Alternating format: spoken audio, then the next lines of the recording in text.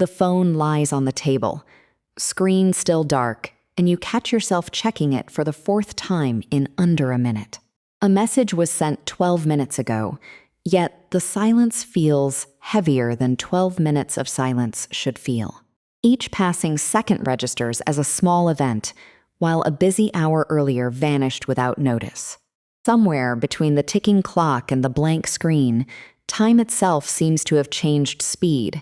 Why do empty minutes stretch like hours, while a full afternoon disappears before you notice it passing? The simplest answer seems obvious. Waiting is boring, and boredom makes everything feel slower.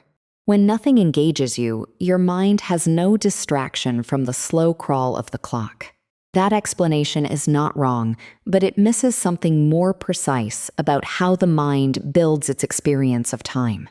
There are two different ways your brain measures duration, and which one is active changes everything. The first way works backward, like an investigator estimating how long something already took. When you look back on a day packed with events, your memory is rich with landmarks, so the day feels long in retrospect. That is called retrospective timing, and it relies on the number of memories you can retrieve after the fact. The second way works in real time, like a stopwatch running while you are still inside the experience. Prospective timing is what you use when you are actively aware of time passing, such as during a wait. And here the stopwatch behaves very strangely. The more attention you pay to it, the faster the hands seem to move. Imagine a small internal pacemaker that sends out regular pulses, almost like a quiet ticking. A separate part of the mind counts those pulses, and the count determines how long a period feels. When your attention is drawn to the passing of time, the gate to that counter opens wider. More pulses get through, the count rises faster, and the same stretch of clock time feels longer. This attention gate explains why a watched pot never boils and why checking the phone magnifies the wait. The process is not simply about boredom. It is about the mind's prediction engine running a constant audit. Every glance at the screen is a question: has anything changed? The answer is no, and that no is not neutral. An unrewarded check is like a small prediction error, and each one makes the pause feel more resistant to resolution. Your brain is not just idling. It is actively forecasting when the reply will arrive, based on past patterns.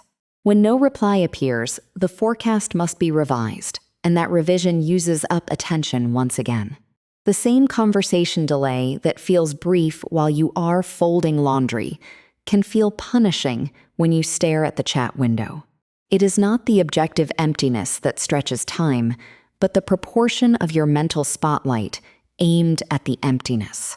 In one early demonstration of this effect, people were asked to perform a task while a timer ran. Those who were told to monitor the time closely later judged the task as lasting significantly longer than those asked to ignore it. The clock time was identical. The internal count was not, because attention had turned up the gain on the pacemaker. Emotion tightens the screw further, and waiting for an important reply amplifies everything. Anxiety and excitement both raise your general state of arousal, and heightened arousal speeds up that internal ticking. So, a 5-minute wait that would feel like 7 minutes when calm can feel like 12 when your pulse is already elevated. The mind treats an emotionally significant delay as something that needs urgent monitoring, locking attention onto the gap. Uncertainty makes the clock feel even slower, and here the paradox deepens. When you know exactly how long a wait will last, you can distribute your attention across the interval. Countdown, even a long one, gives your monitoring system a clear target, which reduces the need for constant sampling. But an unpredictable wait, like a reply that might arrive now or in 3 hours, keeps the gate wide open. Every unfulfilled moment is a fresh mystery that demands another check. And each check resets the internal counter. This is why an estimated 10-minute wait that becomes 15 can feel longer than a known 20-minute wait from the start. In queues, on hold, and at traffic lights, The same principle operates at scale. The indicator does not change reality, but it changes prediction. The mind stops polling every second and starts relying on the bar. Without that external substitute, you become your own anxious timekeeper, measuring the silence with your own heartbeat. The illusion grows strongest when the environment offers no movement to mark the passage of genuine time. A clock with a second hand at least confirms that time is passing, while a static screen is a void that fills with your own mental pulses. What makes waiting unbearable, then, is not emptiness but an active, exhausting process of staring into an information vacuum. Your mind is working harder during these stretches, not resting, and the felt length is a signal of that hidden labor. This might feel like a design flaw, yet there may be an older logic beneath the frustration. For most of human history, an expected signal that did not arrive, such as a returning hunter or a warning call, could carry genuine danger. A brain that treated unexplained delays as salient and pressed for resolution may have prompted life-saving action. That ancient sensitivity now collides with a digital world where delays carry no physical threat, only social or emotional weight. The machinery over-reacts to a blank notification panel as though it were a silent horizon that should have revealed something by now. But the feeling is not merely a leftover survival reflex, because the social meaning is real to the mind. A delayed response can signal a shift in someone's attention, mood, or priority, so your monitoring has emotional logic as well. The problem is that the act of monitoring amplifies the very distress it seeks to resolve. The more you check, the longer the wait feels, and the longer it feels, the stronger the urge to check again. This feedback loop can turn a minor pause into a spiral of impatience that far outstrips the objective delay. Even the physical body joins the loop. Muscles tense, breathing becomes shallower, and the discomfort becomes another reason to seek relief. Relief that the empty screen cannot offer, because the emptiness is now a fully furnished room built by your own attention. Now return to the person holding the phone. 11 minutes in, the silence deepening. The first 2 minutes felt ordinary, the next 3 a little stretched, and the last 6 have become an endurance test. At this moment, exactly one thing is making those minutes so heavy: the act of measuring them. If the same person had, by coincidence, put the phone down and become absorbed in a short video, the reply might have arrived quickly. The external delay did not change, but the internal pacemaker closed its gate because attention moved elsewhere. This is the central reversal. Time does not drag because you are doing nothing. It drags because you are doing the invisible work of watching time. The watchfulness is the experience, and the experience is made of the very act of waiting, not the absent reply. In the climax of this quiet struggle, you realize that the stretched minutes are not a punishment for emptiness. They are proof that your mind is running a prediction engine without new data, running it until it overheats. The discomfort you feel is not a signal about the delay. It is a signal about the cost of the monitoring itself. The reply may come in a minute or an hour, but while you wait, the most active thing happening is the waiting. Your brain is solving an equation that has too many unknowns, and the felt duration is the hum of that unresolved computation. Understanding this changes what you can do, even if it cannot shut off the urge completely. You cannot command time to speed up, but you can redirect the attention that feeds the internal stopwatch. This is the pivot.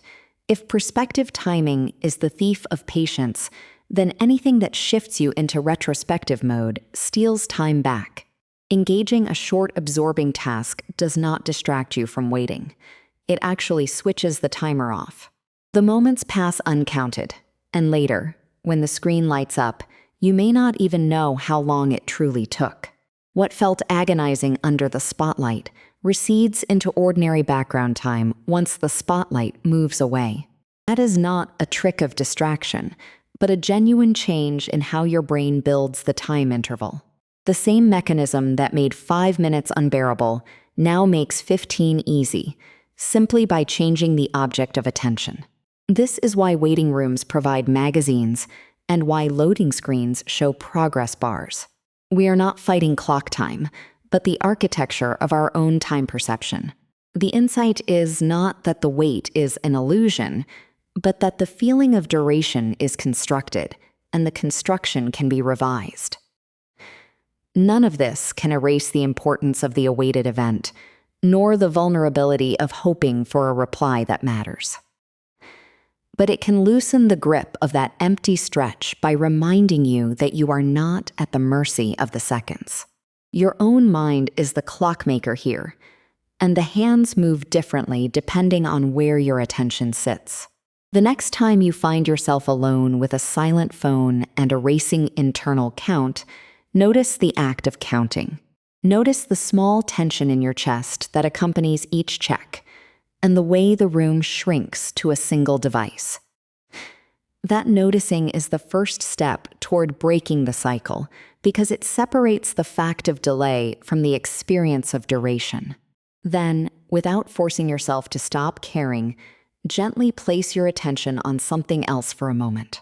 The phone does not change. The expected message does not appear faster, but the internal gate begins to close. Seconds stop registering as individual data points and start flowing together, and the weight lifts incrementally.